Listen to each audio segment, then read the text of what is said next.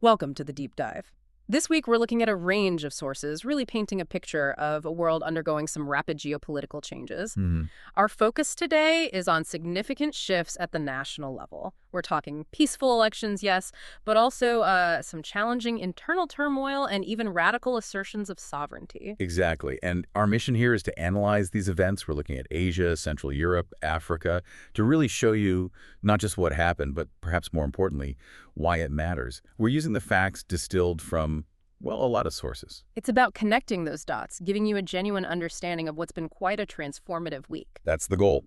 Now, before we dive in, we do want to acknowledge the power behind synthesizing all this complex information. This deep dive, it draws on input from over 250 global sources, and it's produced by Stylo News. That's the AI-powered news application dedicated to delivering timely, contextual analysis. And we also thank our sponsor, ProWave AI, which leverages advanced machine learning to predict market shifts often before they stabilize. Okay, let's start with the ballot box. Some elections signaled really clear policy shifts. We'll begin in Japan. A significant national election just concluded. Results reported, what, October 6th? That's right. And what really stands out in the sources here is the victory for Sanae Takaichi of the Liberal Democratic Party, the LDP. But the key detail, maybe for policy watchers, is that Takaichi is characterized as a fiscal dove. Okay, fiscal dove. That's a strong label, isn't it? For listeners maybe less familiar with the economic jargon, what does that actually imply compared to, say, a hawk? Right. Well, it implies a preference for growth and stability, perhaps over immediate, strict debt reduction. Doves generally favor policies like, lower interest rates, strategic government spending, fiscal stimulus to support the economy. And that's a critical distinction, especially for Japan, given its decades-long struggle with enormous public debt. Precisely. And the market reaction, it was immediate, enthusiastic even. Instantaneous, yes.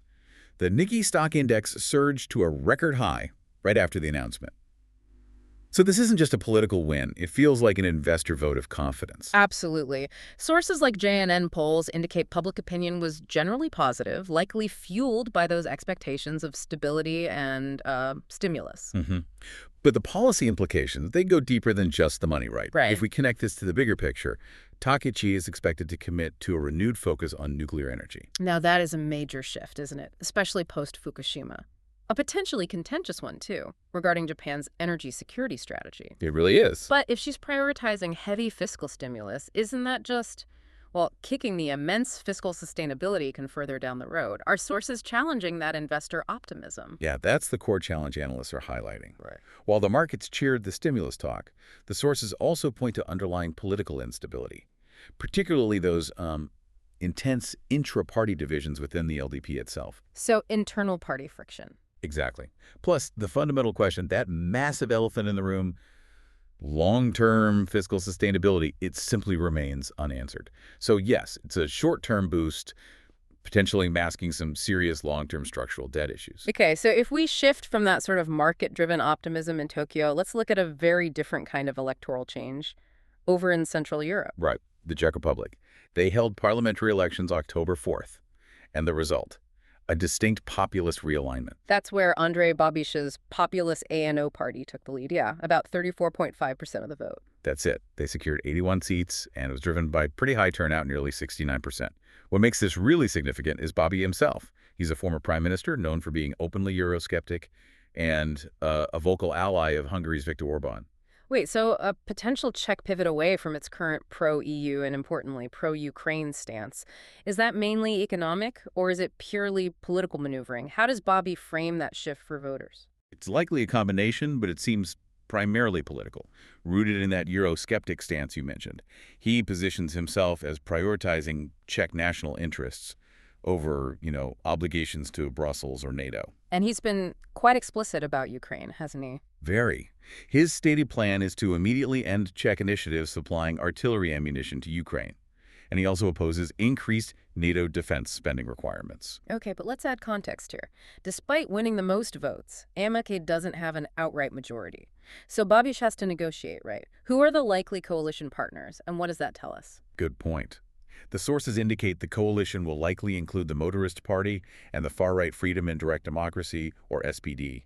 Now, if that coalition solidifies, it really does fundamentally change Prague's foreign policy direction. Which must be causing some jitters elsewhere. Definitely. President Peter Pavel had previously stressed how important EU and NATO membership were for Czech security. So this outcome immediately raises concerns in Brussels about, well, EU cohesion and maybe even collective defense responses down the line. So quite a contrast. Japan leaning into stimulus and perhaps stability, while Czechia leans more towards nationalism and a step back from collective agreements. Okay, let's pivot now to regions grappling with more acute internal turmoil. Places where economic crises and these historic sovereignty challenges seem to be colliding. First stop, France. France is facing, well, a political and economic maelstrom right now. The instability is quite palpable. We've seen successive prime ministers ousted, and sources report widespread protests escalating, particularly in Paris. And economically. Not good. The country is burdened by debt exceeding 110% of GDP, plus rising energy costs, which, of course, hits ordinary citizens hard. Now, here's where the sources suggest things get really interesting. This internal French turmoil seems directly linked to the collapse of the country's long-standing economic dominance over its former African colonies. That feels like a profound historical rupture playing out right now. It is a massive shift. Historically, France maintained significant economic control through various mechanisms, unfair resource contracts, currency zones, things like that. That entire model appears to be breaking down. Is there a specific example driving this? Yes, our sources point specifically to Niger's recent nationalization of its uranium mines. They rejected what they argued were unfair royalties, and that decision has immediate, almost chilling consequences for Paris. Because France relies so heavily on nuclear power. Exactly. And those Nigerian mines were a significant source of uranium fuel for their electricity generation. So a regional political upheaval suddenly becomes a direct energy security crisis for a major G7 nation. Precisely. And this assertion of economic sovereignty by African nations, Niger is not alone here, and their increasing alignment with emerging blocs like BRICS, well, it fundamentally challenges that traditional Western dominance. The French government is now scrambling to maintain its basic energy supply, a struggle directly tied to this shift in the global economic power balance. Okay, let's move eastward now to Georgia. Internal instability continues there, too. We saw tens of thousands protesting local election results in Tbilisi recently. Yes, and police used tear gas to repel attempts to enter the presidential palace. It signals really deep political unrest. From the Georgian government's perspective, what's the focus? Well, their perspective seems focused entirely on maintaining order and legitimacy amid this very visible political challenge. But for international partners like the EU and NATO, this signals ongoing struggles with what political scientists often call democratic consolidation. Explain that term for us, democratic consolidation. What does the lack of it mean in practical terms for Georgia's future? It essentially means that while they might hold elections, the underlying institutions, things like the rule of law, political freedoms, the peaceful transfer of power, haven't fully matured or stabilized yet. This continuous unrest raises serious concerns in Brussels and Washington about democratic standards and, frankly, regional security, especially given Georgia's location near geopolitical flashpoints. Right, a sensitive region. Finally, let's check in on Nigeria, a country marking its 65th independence anniversary, but against a backdrop of some really acute domestic challenges. Yes, it's a difficult anniversary by all accounts. The sources highlight immense economic hardship, persistent inflation, chronic security concerns, and all this while the political class is already gearing up for the highly anticipated 2027 elections. Amidst all that pressure, we saw Senator Victor Ndoma Egba offer an interesting perspective. He emphasized that nation building is a continuous journey, not really a destination, urging unity and commitment. That kind of messaging really underscores the reality that Nigeria's stability is crucial. Given its massive regional influence, its economic potential, it is Africa's most populous nation. Its trajectory is watched incredibly closely by global partners, the AU, the EU, the US, China. Yeah. Instability in Nigeria has ripple effects across the continent. Okay, so we've covered elections, unrest, sovereignty shifts. In our next segment, let's analyze how these complex, simultaneous events from Prague's election results to that sovereignty challenge facing Paris are being filtered through very different lenses. Traditional media versus, say, social media sentiment. Yes, and we find some clear divergence there. Take the France-Africa situation. Sources like Free Republic, for instance, highlight what they call the complete collapse of France's colonial economic model. They're overtly critical of Western exploitation. It's a pretty aggressive narrative. And how does that compare to official lines? Well, it contrasts sharply with, say, the European Union's public statements. Those tend to offer a much more cautious, procedural concern over France's internal political crisis. Very different framing. And we see contrasting tones elsewhere, too. Absolutely.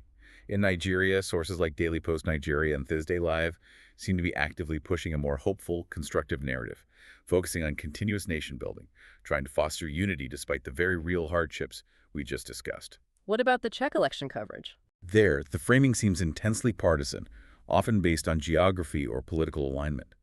Central European sources focused on EU integration naturally express concern. Meanwhile, outlets like Kontrakty.ua or Moscow Komsomolets frame Babia's victory explicitly as a significant populist nationalist shift, emphasizing the resulting reduction in support for Ukraine. The narrative is shaped by the perceived geopolitical outcome. Okay, now let's take the temperature check from social media, specifically looking at X, formerly Twitter. We analyzed overall sentiment trends across platforms for events related to these elections and government changes. The findings are, well, quite dramatic. Yes, the sentiment is predominantly negative across discussions related to instability and what users perceive as democratic erosion. For instance, sentiment analysis for U.S. election topics showed about 60% negative sentiment. 60%. And when discussing older events, like the coup in Niger last year, negativity soared to 75%. Wow, 75% negative on X regarding the Niger coup. Is that just general distrust in political processes, or is it reflecting a deeper global pessimism about government's ability to solve these complex problems? It seems to be both. The findings really suggest a deep user skepticism towards mainstream narratives about elections and governance globally. Positive sentiment is minimal. Where does positive sentiment show up? It's usually clustered around very specific events, like enthusiasm for democratic participation itself. We saw a mix, maybe 50% positive neutral during recent Indian elections, for example, or sometimes tied to nationalistic hopes. But the dominant signal online, it's skepticism and a clear demand for accountability. So that synthesis really confirms that while the actual outcomes vary, Takaichi's market surge in Japan versus Niger's sovereignty assertion, the prevailing public discourse, at least online, expresses deep unease about the stability and fairness of governance worldwide. Right. So as we look ahead, what are the key wash points? What should you, our listener, monitor in the immediate future? What events are most likely to shape the narrative over the next week or so? Well, in the Czech Republic, the critical focus has to be on those coalition negotiations scheduled for October 2025. The talks between Babia's NO party and those potential right-wing partners, the motorists and the SPD, will be watched very closely in Brussels. They'll determine the Czech Republic's immediate stance on the EU and, critically, on aid to Ukraine. And in France. Yeah. The challenge feels twofold: political stability and economic resilience. We need to monitor the ongoing protests, certainly, but also the government's attempt to manage those persistent energy challenges, the ones directly linked to the rupture with African nations. Can they actually secure alternate energy supplies quickly enough? That's a huge question. For Georgia, keep an eye on the aftermath of those recent local elections. Any further large-scale protests or, conversely, repressive government actions will signal the ongoing difficulty of political reform there and maybe impact the future viability of its EU integration ambitions. And finally, back to Japan. The key things to watch are the formation of the new administration under Sanaa Takaichi and her early policy decisions, specifically the details of that promised fiscal stimulus and, of course, the potentially contentious strategy on nuclear energy. Can stability be maintained while addressing those deep economic vulnerabilities? If we connect all these threads, Tokyo's market reaction, the protests in Tbilisi, the populist win in Prague, the economic rupture facing Paris, we really do see a fascinating global pattern emerging almost simultaneously. I agree. What stands out to me is this simultaneous striving for economic sovereignty by nations like Nigeria and Niger, actively challenging established economic orders happening alongside significant political realignment in core Western states like the Czech Republic and, in its own way, Japan. It really shows that political systems everywhere are under immense pressure, doesn't it? Whether it's from external economic shocks or internal electoral forces. That seems to be the case. And this analysis covering detailed election results, policy implications, public sentiment, it was generated by the Stylo News AI engine. It uses many traditional news sources, official reports, and social media platforms like X to provide this kind of contextual analysis. And we definitely encourage you to get this kind of AI-powered news on demand by subscribing to Stylo News. You can find out more and start a free trial today. Just go to www.stylonews.com. Well, that brings us to the end of this deep dive into government crises and national shifts. Thank you so much for tuning in and trusting us to help guide you through these complex global affairs. Yes, thank you for listening. And do follow Stylo News on your favorite social media platforms for continuous updates. We'll be back next time.